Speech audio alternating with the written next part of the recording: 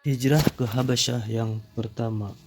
Tatkala Nabi Muhammad SAW lihat gangguan dan macam-macam siksaan yang mengenai sahabat beliau, Nabi SAW perintah mereka berhijrah ke Habasyah. Maka berhijrahlah 10 orang sahabat laki-laki dan 5 orang perempuan. Di antaranya mereka ada Utsman bin Affan dan istrinya, yaitu Ruqayyah binti Rasulullah SAW. Mereka kembali sesudah 3 bulan karena penderitaan, keasingan, dan sedikit jumlah mereka. Yang demikian itu pun pada tahun yang kelima hijrah. Hijrah ini adalah hijrah yang pertama-tama dalam Islam. Kemudian Hamzah dan Umar masuk Islam dalam tahun yang kelima.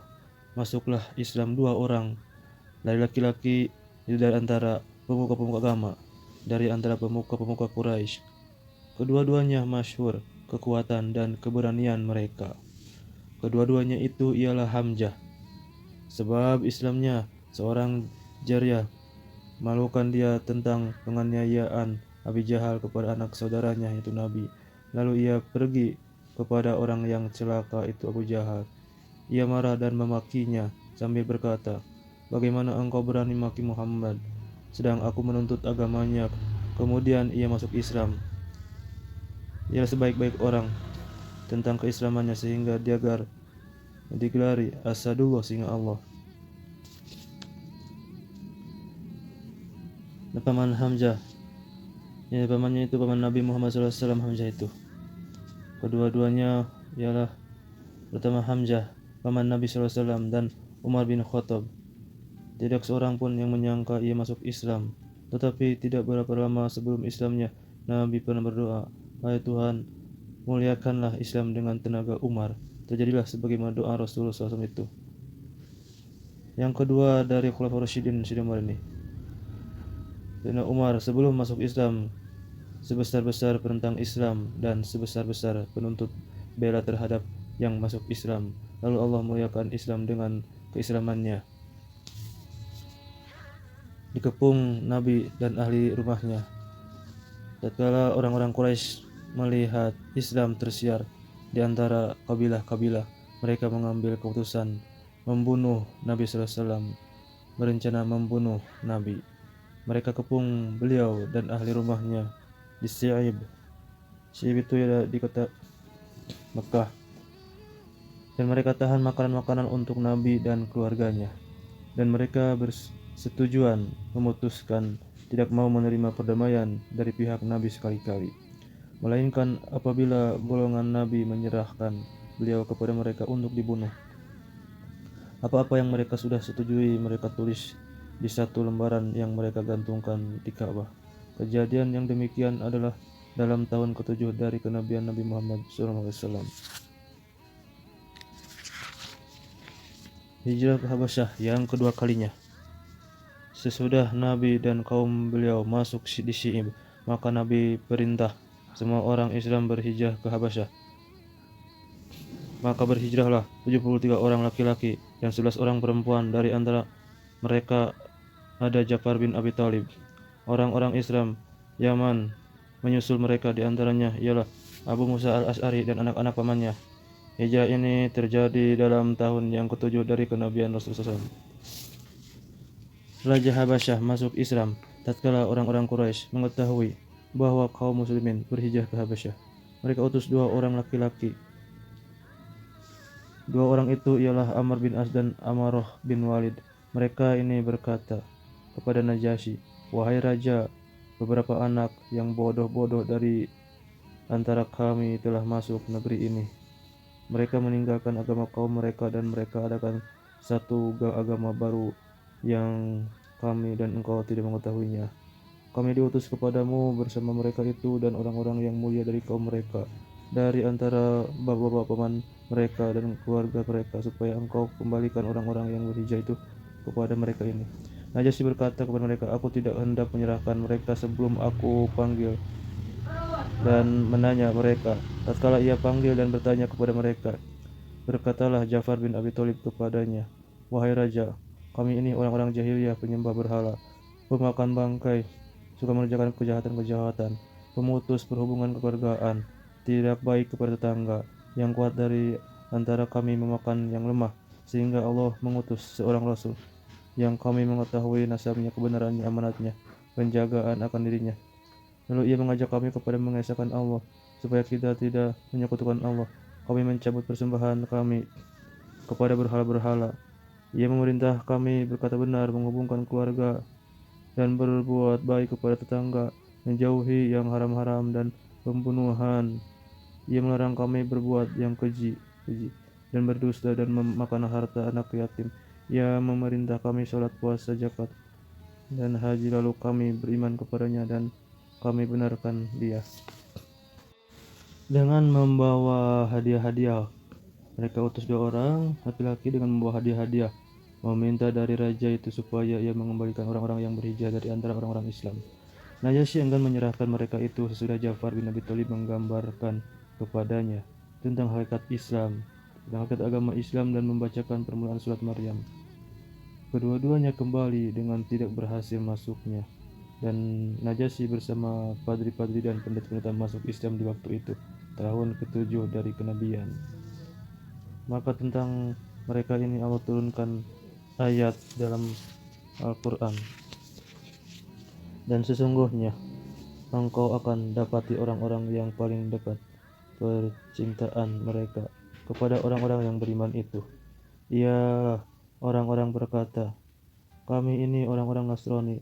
Yang demikian itu karena di antara mereka ada padri-padri dan pendeta-pendeta, sedang mereka itu tidak bersombong diri.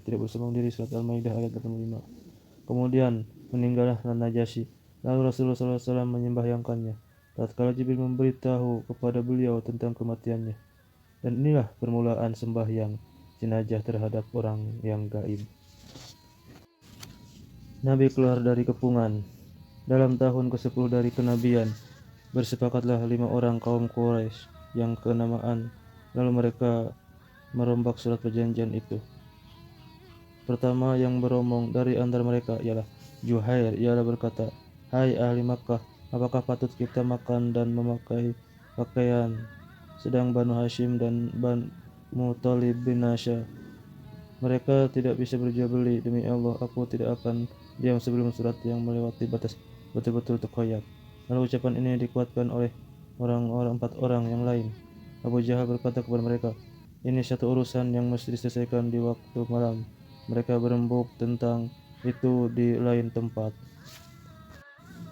Lalu Nabi SAW dan sahabat-sahabatnya keluar dari kepungan itu.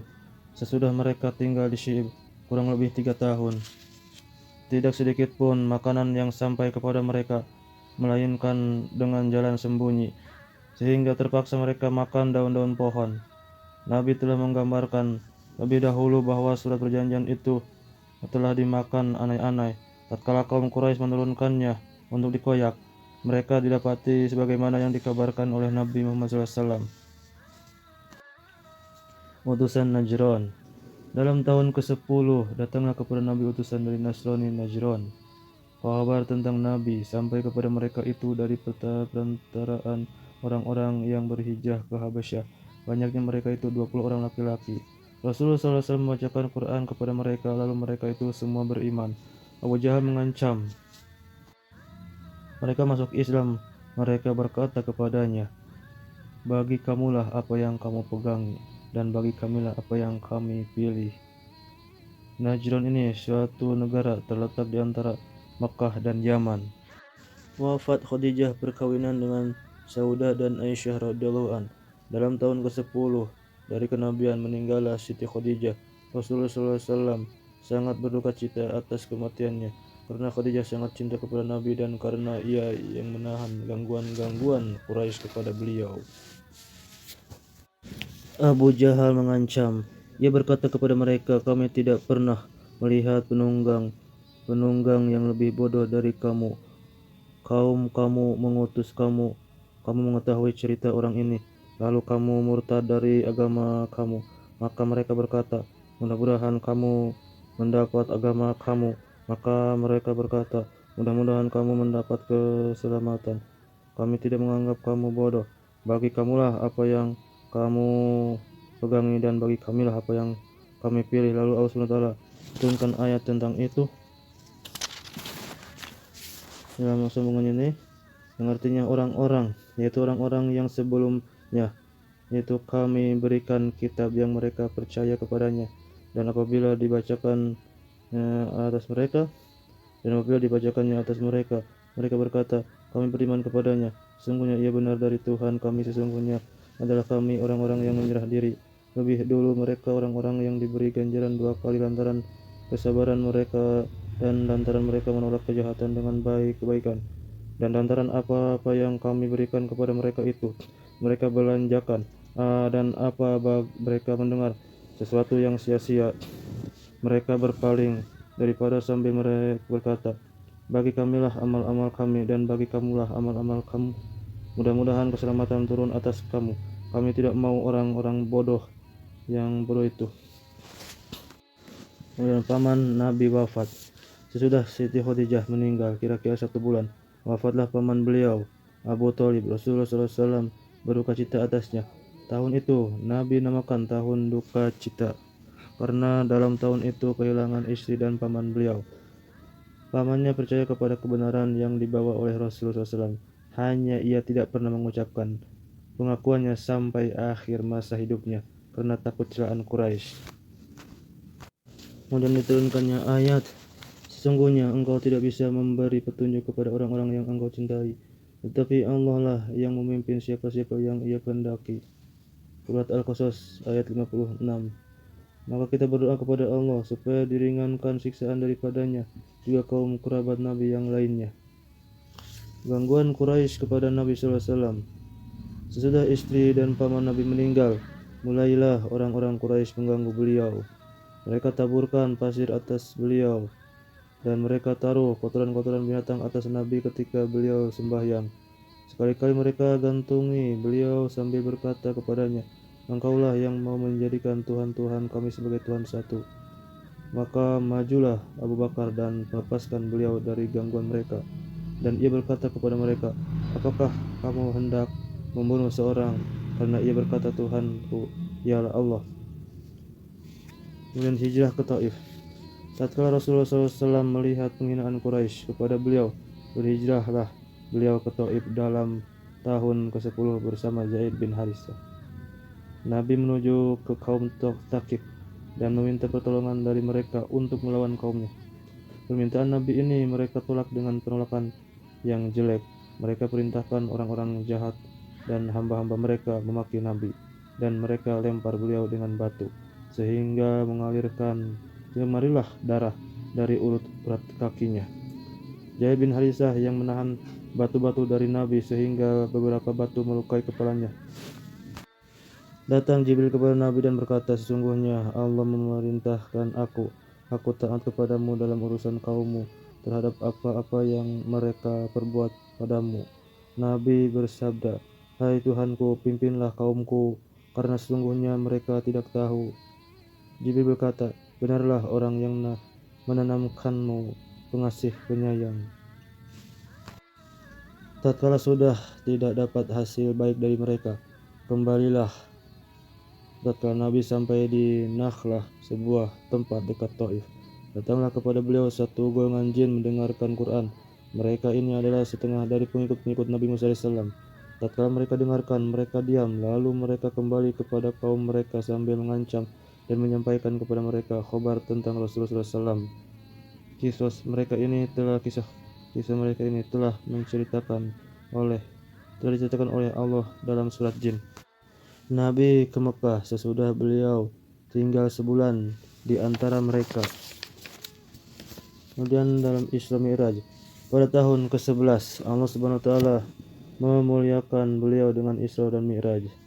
Isra itu ialah menujunya Nabi SAW pada waktu malam dari Masjidil Haram ke Masjidil Aqsa, dan Mi'raj dipersilakan orang apakah dengan jisim dan roh ataukah dengan roh saja.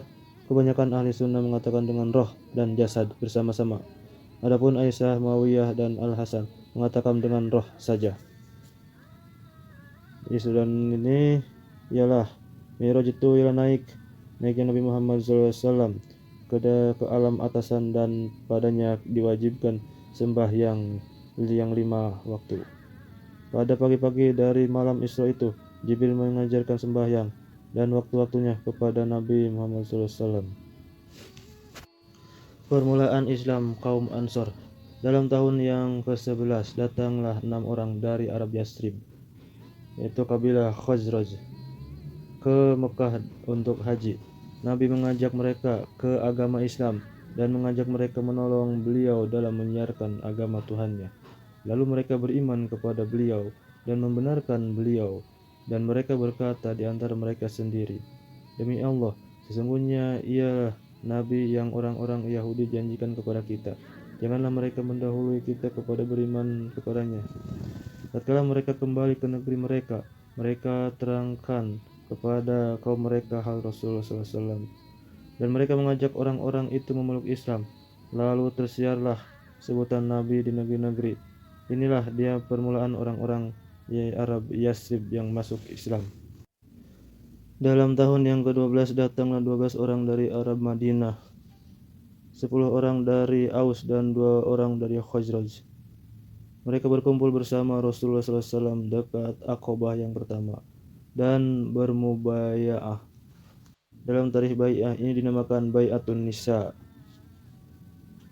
Bermubaya'ah untuk menyiarkan Islam dengan beberapa syarat, yaitu mereka tidak menyekutukan sesuatu dengan Allah, mereka tidak mencuri, tidak berzina, tidak membunuh anak-anak mereka, tidak berbuat dusta yang diada-adakan sendiri, tidak berdurhaka dalam kebaikan. Maka jika mereka sempurnakan, adalah bagi mereka itu surga. Tetapi bila mana mereka berbuat sesuatu dari itu, maka urusan mereka terserah kepada Allah. Jika ia dikehendaki, ia ampunkan mereka, dan jika ia mau, ia siksa mereka. Tatkala mereka kembali ke negeri mereka, Nabi utus bersama mereka, yaitu Mus'ib bin Umair, dan disebut juga Al-Muqri, seorang buat mengajarkan Islam kepada mereka dan memahamkan agama kepada mereka. Lalu tersiarlah Islam dengan sebab mereka itu, sehingga tidak ketinggalan satupun rumah dari rumah-rumah di Madinah, melainkan di dalamnya ada sebutan Islam. Aqabah yang kedua dalam tahun ke-13 dari kenabian, datang kepada Rasul 73, 62 orang raj dan 11 orang. Ini laki-laki, 73 laki-laki dan 2 perempuan dari Arab Madinah sebagai utusan. Lalu mereka bermubaya'ah dengan Rasul dekat Aqabah yang kedua, bahwa mereka akan menyembah Allah dan tidak menyekutukan sesuatu dengannya, dan tidak menghalangi Rasul bila mana beliau berhijrah ke tempat mereka. Kemudian mereka pisahkan 12 ketua dari antara mereka itu. Nabi berkata kepada mereka, "Kamu menjadi wakil terhadap kaum kamu dengan apa yang ada pada mereka. Kamu penjamin seperti jaminan Hawariyin kepada Nabi Isa bin Maryam, sedang aku jadi pemimpin kaumku." Mereka kembali ke Madinah, lalu tersiarlah Islam di situ lebih pesat dari yang pertama kali. Kemudian hijrah kaum muslimin ke Madinah. Tatkala kaum Quraisy mengetahui tersiarnya Islam di Madinah, mereka keraskan gangguan mereka kepada sahabat-sahabat Rasulullah SAW. Lalu Nabi memerintah mereka berhijrah ke Madinah dan bertemu dengan saudara-saudara mereka dari kaum Ansor. Mereka keluar dari Mekah dengan sembunyi karena takut Quraisy menghalangi hijrah mereka. Mereka keluar satu persatu dengan senyap-senyap untuk menguatkan persembahan kepada Allah SWT, yang mana kecintaan kepada mereka tidak peduli berpisah dari tanah air mereka dan jauh dari bapak-bapak dan anak-anak mereka, selama di dalam urusan itu ada keridhaan Allah dan Rasul-Nya. Mereka keluar dari Makkah dengan sembunyi karena takut Quraisy menghalangi hijrah mereka. Abu Bakar mau berhijrah tetapi dicegah oleh Rasulullah SAW. Maka tinggallah ia bersama Nabi di Mekah. Persetujuan Quraisy untuk membunuh Rasulullah SAW Orang-orang Quraisy melihat bahwa Nabi banyak mendapat sahabat-sahabat dan penolong-penolong yang mereka beliau dan yang membela beliau dan menyiarkan ajaran beliau. Mereka ambil keputusan untuk membunuh beliau. Sesudah bermusyawarah di antara mereka, Abu Jahal berkata kepada mereka, "Aku mempunyai suatu pikiran yang aku rasa kamu tidak memikirkannya, yaitu kita membunuh dia sampai habis omongannya." Mereka setuju pikirannya ini dan mereka bermufakat dengannya supaya penyiaran Islam terjadi di luar Mekah.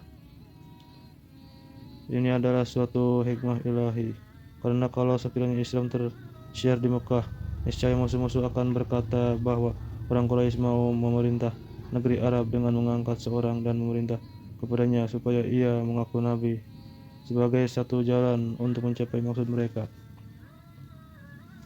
Mereka bersetujuan untuk mengambil seorang pemuda dari tiap-tiap kabilah dan supaya mereka berkumpul di muka rumah beliau.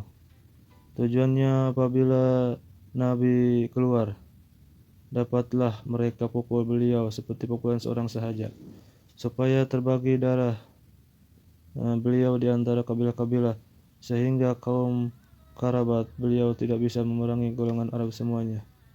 Tapi Allah beritahu kepada Nabi apa-apa yang telah disetujui oleh kaum Quraisy itu, dan ia memerintah beliau berhijrah ke Madinah. Hijrah Rasulullah SAW. Rasulullah SAW menuju Abu Bakar dan memberitahu kepadanya apa yang Allah kabarkan kepada Abu Bakar. Kepada beliau, Abu Bakar menawarkan untuk menjadi kawan Nabi. Beliau menjawab ya. Abu Bakar menemaninya. Kemudian kedua-duanya menyiapkan dua kendaraan untuk perjalanan mereka. Kedua-duanya menyerahkan kendaraan itu kepada seorang penunjuk jalan yang mahir. Kedua-duanya memerintah kepada penunjuk jalan supaya ia bawa mereka ke Gua Hiro sesudah 3 malam. Kemudian Nabi berpisah dengan Abu Bakar dan menjanjikan akan bertemu dengannya di luar Mekah. Pada malam Nabi memutuskan akan keluar dari rumah beliau. Nabi mendapati beberapa pemuda mengelilingi rumah beliau, sedang Rasulullah SAW ada di dalam rumah. Tatkala waktu akan keluar, Rasulullah SAW perintah anak pamannya Ali tidur atas tempat tidurnya supaya orang tidak ragu-ragu adanya Nabi di rumah beliau. Orang Quraisy sebentar-bentar menjengok dari lubang-lubang pintu untuk mengetahui Rasulullah SAW ada atau tidak. Dan beliau suruh Ali mengembalikan barang-barang amanat orang kepada yang punyanya, karena tiap-tiap orang mempunyai barang di Mekah yang ia khawatirkan hilang, ia taruh di rumah Nabi. Beliau suruh Ali mengembalikan barang-barang amanat orang kepada yang punyanya. Kemudian Nabi keluar di tempat musuh-musuhnya. Lalu Allah menjadikan mereka tertidur, maka tidak seorang pun melihat beliau. Kemudian beliau bertemu Abu Bakar dan kedua-duanya berjalan sehingga sampai di Gua Hiro dan bersembunyi di situ. Kemudian di tempat musuh-musuhnya, Nabi keluar di tempat musuh-musuhnya itu sambil membaca ayat, dan kami adakan di hadapan mereka satu sekatan dan di belakang mereka juga satu sekatan, lalu kami tutupi mereka sehingga mereka tidak bisa melihat. Di sini Nabi mau dibunuh, tetapi orang-orang yang mau membunuh tidak melihat Nabi. Quraisy mencari Nabi SAW. Tatkala Quraisy sadar pada malam itu dan mereka dapati hanya anak paman Nabi Ali saja yang ada di rumah Rasulullah SAW, maka naiklah marah mereka dengan sangat. Mereka utus pemuda-pemuda mereka dengan membawa pedang dan tongkat-tongkat mencari Rasulullah SAW di tiap penjuru.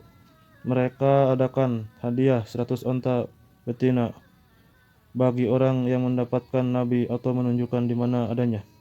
Mereka periksa sampai di gua, di mana kalau seorang dari mereka melihat di situ, niscaya mereka akan melihat Rasulullah SAW dan Abu Bakar. Abu Bakar melihat mereka itu, lalu ia menangis. Tetapi Nabi bersabda, "Janganlah engkau berduka cita, sesungguhnya Allah beserta kita." Maka Allah tutup penglihatan orang-orang musyrik itu. dan mereka kembali dengan hampa tangan. Nabi keluar dari gua. Sesudah berhenti mencari Rasulullah SAW, keluarlah Nabi bersama Bakar. Setelah tinggal 3 malam dalam gua itu, Abdullah bin Abu Bakar datang kepada kedua-duanya di waktu sore dan memberitahu kepada mereka tentang kabar-kabar orang Quraisy. Ia tinggal di Mekah. Abdullah bin Abu Bakar tinggal di Mekah seolah-olah ia tidur bersama Quraisy. Tatkala ia mendengar kabar dari kaum Quraisy tentang Nabi dan Abu Bakar, datanglah ia di waktu malam menemui kedua-duanya. Ia mengkabarkan hal itu dan bermalam di tempat kedua-duanya. Datang kepada kedua-duanya, kemudian memberitahu kepada mereka tentang kabar Quraisy. Saudaranya Asma membawa makanan untuk kedua-duanya dengan sembunyi karena takut kaum Quraisy. Tatkala penunjuk jalan itu datang membawa 2 kendaraan itu pada pagi-pagi hari yang ketiga, kedua-duanya menunggang dan berjalan menuju Madinah. Di perjalanan Surok, ia pernah mendengar hadiah yang diadakan Quraisy bagi orang yang mendapatkan Muhammad. Ia menemui Nabi sampai dekat kepada beliau, lalu tergelincirlah kudanya dan Surokah jatuh dari keduanya. Kemudian ia tungganginya dan berjalan sehingga ia mendengar bacaan Rasulullah SAW, tetapi ia tidak berpaling. Lalu terbenamlah kaki kedua Surokah dan Surokah jatuh. Kemudian ia halau kudanya sampai bangun, tetapi hampir kakinya tidak mau keluar, hingga berterbangan debu di udara seperti asap karena bekas kakinya itu. Surokah mengetahui bahwa usahanya itu sia-sia dan takut bahaya atas dirinya. Lantas ia panggil Nabi dan Abu Bakar dan minta keamanan dari keduanya. Lalu diberi keamanan dan ia kembali dengan tangan kosong. Surokah bertemu dengan mereka berdua dan ia bermaksud membunuh Rasulullah SAW, tetapi ia jadi takut. Singgah di Kuba, permulaan masjid yang didirikan dalam Islam. Rasulullah SAW sampai di Kuba pada hari yang kedua dari Rabiul Awal, bersamaan dengan 30 September 622 Masehi. Inilah permulaan tarikh baru dari kelahiran Islam. Sesudah hijrah dengan tarikh ini sempurnalah bagi Rasulullah SAW perjalanan saudara-saudaranya Nabi sebelumnya, karena tidak ada seorang pun Nabi melainkan mesti dihina, disakiti dan diganggu sehingga terpaksa berhijrah dari negerinya, dari mulai Ibrahim sampai Isa alaihissalam. Sesudah beliau tinggal di Mekah 13 tahun lamanya dengan keadaan dipersempit dan halangan penyiaran agama dengan terang-terangan. Nabi tinggal di Kuba 22 malam bersama sahabat-sahabat Muhajirin dan Ansor dengan aman dan tentram. Di masa itu beliau mendirikan Masjid Kuba yang Allah sifatkan bahwa sesungguhnya yaitu satu masjid yang didirikan untuk berbakti. Sampai di Madinah, awal Jum'ah dalam Islam, awal khutbah dalam Islam.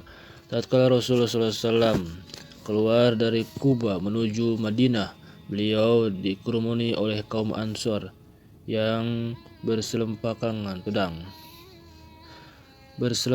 pedang dengan keadaan riang dan gembira.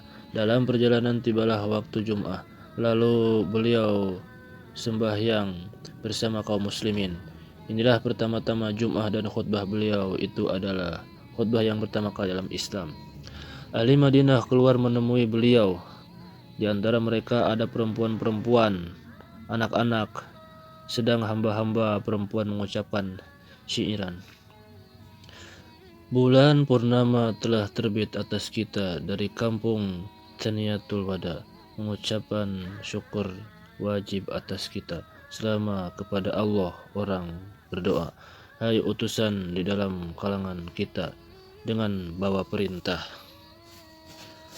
Masuknya dan singgahnya Nabi Muhammad SAW di Madinah, percintaan kaum Ansor kepada Muhajirin, persaudaraan Islam.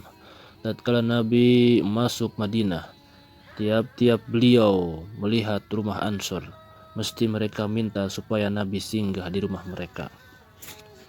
Mereka pegang kekangan onta Nabi. Lalu Nabi berkata, biarkanlah dia karena ia diperintah. Tetapi onta itu berjalan sehingga ia berhenti di hadapan rumah Abi Ayyub al-Ansori. Nabi singgah di rumah Ayyub al-Ansori di rumah sebelah bawah supaya mudah orang-orang menjarahi beliau. Tetapi Abi Ayyub tidak suka ini. Karena hendak menghormat Rasulullah SAW, ia mohon dengan sangat kepada Nabi sehingga Nabi ditingkatkan sebelah atas. Kaum Ansor suka sekali kepada orang-orang berhijrah di tempat mereka. Mereka lebihkan orang-orang itu daripada diri mereka sendiri, sehingga mereka berbantahan dalam hal menyinggahkan muhajirin itu. Lalu mereka putuskan untuk mengadakan undian di antara mereka, sehingga tidak seorang muhajirin pun yang singgah di rumah seorang Ansor, melainkan dengan pakaian undian. Kemudian Rasulullah SAW menjadikan mereka bersaudaraan di antara mereka sebagai suatu persaudaraan Islam yang jinakan hati-hati mereka dan menjadikan sebagai satu benda.